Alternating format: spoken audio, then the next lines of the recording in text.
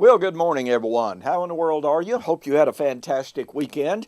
I certainly did, but it's good to be back with you here on Morning Musings. My name is Don K. Preston. I am the president of Preterist Research Institute of Ardmore, Oklahoma. I can't even talk here Monday morning. Anyway, we've been looking at the eschatology of the parables of Jesus, and specifically, we've been looking at the motif of martyr vindication found in Matthew 21, Matthew 22, and Luke 18. And we've been comparing that motif with the rest of the New Testament.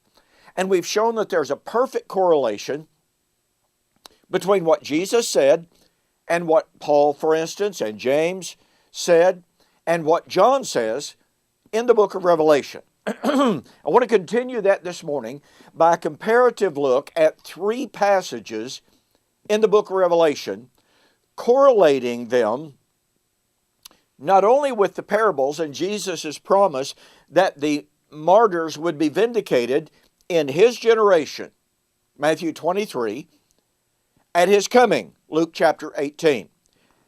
Watch this.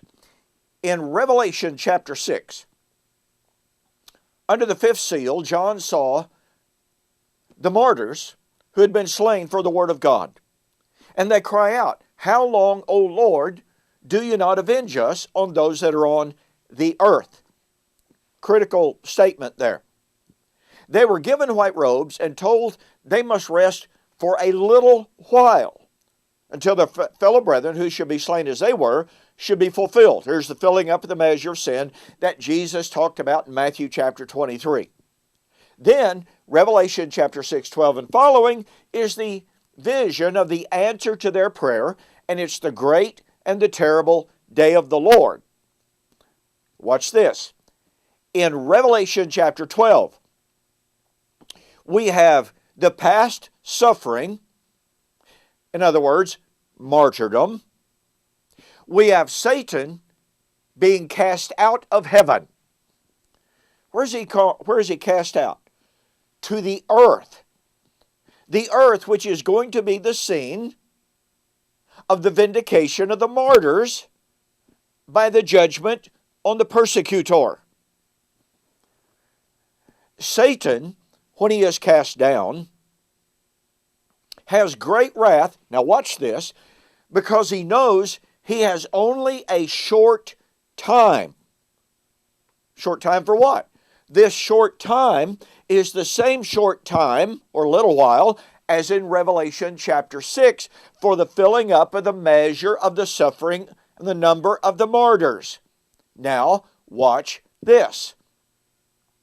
In Revelation chapter 20, we have the vision of those who have been beheaded for the word of God, for their testimony.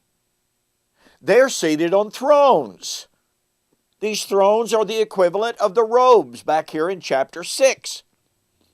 They rule and reign with Christ for 1,000 years.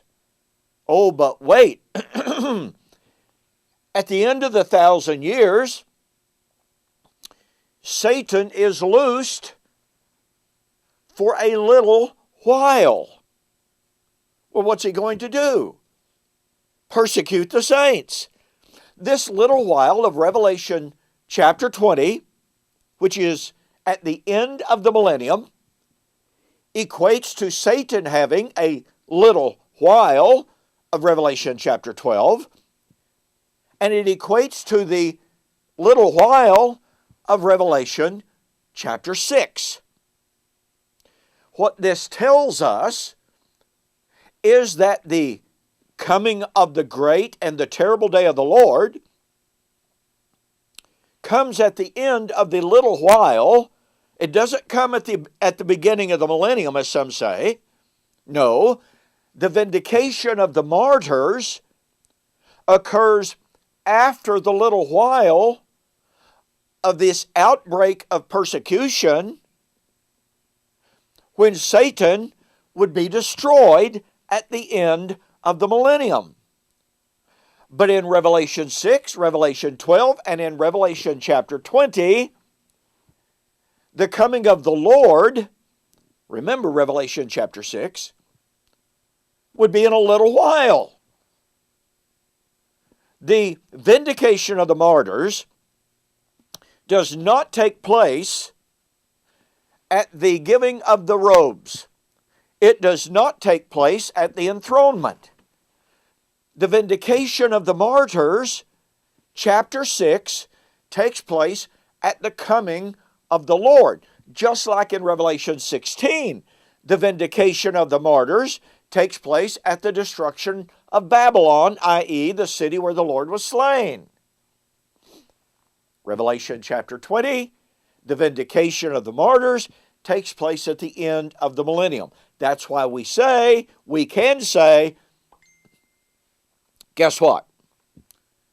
The end of the millennium occurs at the day of the Lord, the great and the terrible day of the Lord, which Jesus said his coming in vindication of the martyrs would be at the judgment of Jerusalem in AD 70. Do you see how Revelation ties together, like hand in glove, like Siamese twins that cannot be separated? This motif of martyr vindication, when seen through the prism of Jesus' parables, and where Jesus emphatically and specifically and undeniably put the vindication of the martyrs at his coming in judgment of Jerusalem, is the falsification of all futurist eschatologies. Look, I developed this extensively in my book, Who is This Babylon?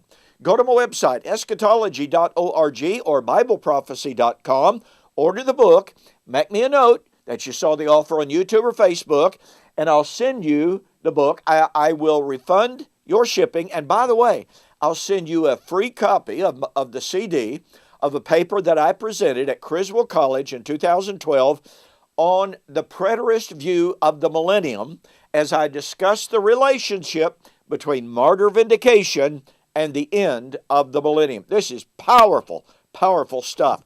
So, order the book today. Mention that you saw the offer on YouTube or Facebook, and I'll get it to you, and I'll refund your shipping, saving you $5. Thanks so much for joining me for this morning's Morning Musings, and yeah, we've got more. We'll see you on the flip side.